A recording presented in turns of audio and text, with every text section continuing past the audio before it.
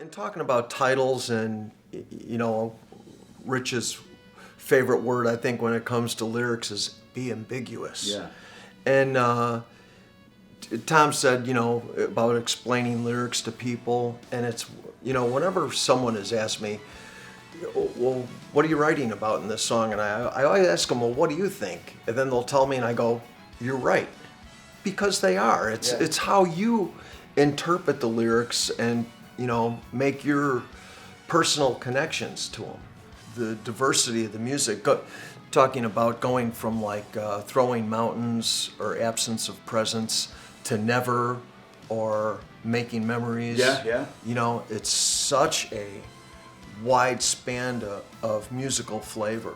That's an interesting thing. Like when I'm writing Kansas music, it's awesome to be able to say, hey, if I want to write like a traditional 70s kind of thing, I'll go look at Point of No Return. But if I want to write something modern and in your face, rockin', I can listen to the Power album, which has songs like Silhouettes in Disguise and Tomb 19, like real modern sounding rockers, And I like writing stuff like that too. And you're right, there's such a wealth of stuff to draw from. I mean, the band has been through so many phases and different eras that I can almost write kind of just about anything I want, and it will sort of match with something that already exists in the history of the band. Writing for the first album, I didn't know Ronnie, and I didn't really know the guys that well.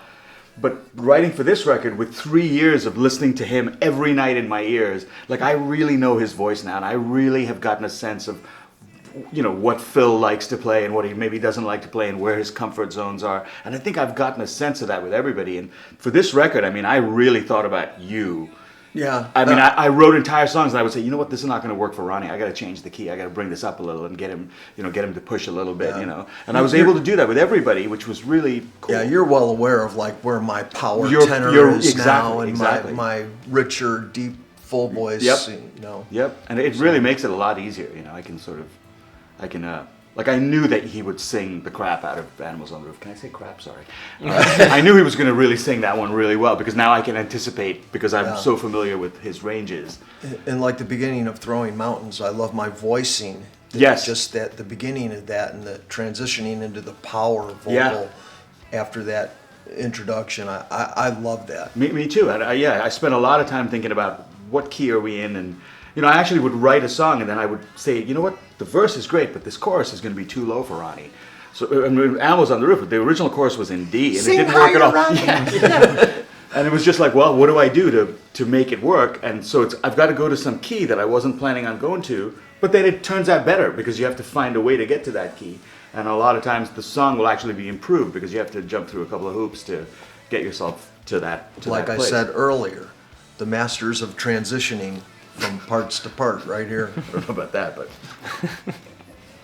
I was going to say that one of the traps that a writer can fall into in a band like this is to try to imitate Kerry Livgren or the writers or Steve Walsh who wrote the hits of the band and the defining works of the group's first phase. And I think Zach and I are fans enough to know the flavor of Kansas, but we're all also so refreshed by the idea that you could just write whatever and submit it, and if the guys feel like it's Kansas, then we move forward with it. Well, Zach sends the demos to me first, and they have to make the cut, and it's the kind of thing is once they make the cut, then they go to everybody individually, and it's the kind of thing that and I'll leave it up to these guys to say what they do with the demos, but that's where it starts. It comes in this way, and then it goes out to everybody from there. Not directly, but before this album, I went back and I revisited all the classics. I sat down and I listened to Journey from Erebron and Magnum Opus and Song for America and Lamplight Symphony, and I just kind of filled up on that material. And it's some of my favorite music of all time, by anybody. And I did go back and listen to all those records and tried to, who knows if it worked, but I tried to get in, soak that up and hopefully, turn out something good. Going back and even learning the Point of No Return stuff, I was like, my God, I forgot how amazing these deep cuts are on this record, Hopelessly Human and things like that. So I would say that pretty much everything I've ever written has been influenced by Kansas in some way and a few other people. That's what I've been asked many times is, you know, when we're writing, do we have that conscious thought of, do we have to write something in the Kansas vein? And I've spoken for you many times that I think we've been such huge Kansas fans our entire life that even when we're not consciously thinking of writing in the Kansas vein, you can't help but Yeah. have elements of Kansas in the writing because we've been so influenced by it Yeah, our entire yeah. lives. So it just naturally comes out. In fact, writing other music, I have to force myself to not write like Kansas. I have to force myself to not sound like my influences, like Rush and Kansas. You know, it's really hard to not do that. Prog rocker at heart. Yeah, and finally in this band, I don't have to do that anymore. I can actually write the stuff that I want to write, which sounds like Kansas. Yeah, right. It's, you know, it works out really well. For me, especially learning all the Point of No Return music for the first tour and writing concurrently, I think the main thread that links it all is that aspect of musical freedom.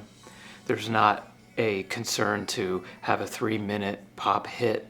It's just make classic Kansas music. And you hear this band in the 70s just going for it and just trying to do something exceptional on their albums and succeeding.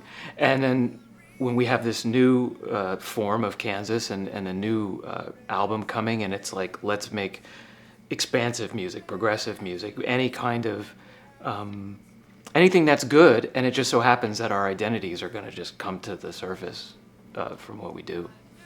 I mean, for me, that's one of the things that draws me to prog rock is that it appears to have the least amount of rules of any form of music. I mean, if a song wants to be 7 minutes, it can be 7 minutes. If it needs to be 3, it can be 3. If it needs to go 5 different places, that's okay, you know.